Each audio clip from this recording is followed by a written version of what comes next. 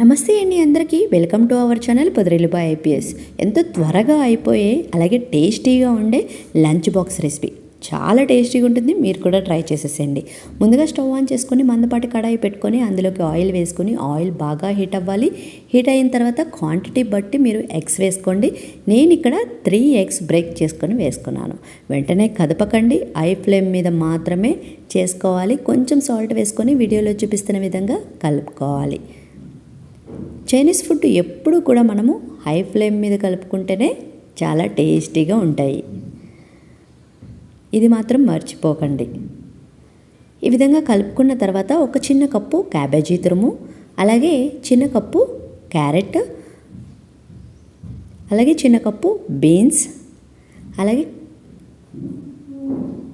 Capsicum ముక్కలు, అలాగే 2 పచ్చిమిర్చి ముక్కలు, అలాగే చిన్న కప్పు బఠానీ, చిన్న కప్పు స్వీట్ కార్న్ వేసుకొని కొంచెం సాల్ట్ వేసుకొని ఐ ఫ్లేమ్ మీద మాత్రమే కలుపుకోండి.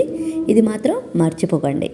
ఈ విధంగా 1 నిమిషం కలుపుకున్న తర్వాత ఇందులోకి 1 కప్పు షెజ్వాన్ సాస్ కూడా వేసుకొని 1 నిమిషం పాటు ఐ ఫ్లేమ్ మీద కలుపుకోవాలి. కలుపుకున్న తర్వాత ఇందులోకి మనం ఉడికించి పెట్టుకున్న రైస్ని కూడా వేసుకోవాలి. నేను ఇక్కడ బాస్మతి రైస్ వాడట్లేదు, మామూలు రైస్ వాడుకుంటున్నాను. మీకు ఇంకా స్పెషల్గా అనిపించాలంటే కనుక బాస్మతి రైస్ వాడుకోండి. ఇందులోకి 1 spoon soya sauce, 1 spoon vinegar, అలాగే 1 స్పూన్ మిరియాల పొడి, అలాగే 1 స్పూన్ రెడ్ చిల్లీ సాస్ వేసుకొని ఐ ఫ్లేమ్ మీద మాత్రమే కలుపుకోండి. వీడియోలో చూపిస్తున్న విధంగా చాలా టేస్టీగా ఉంటుంది.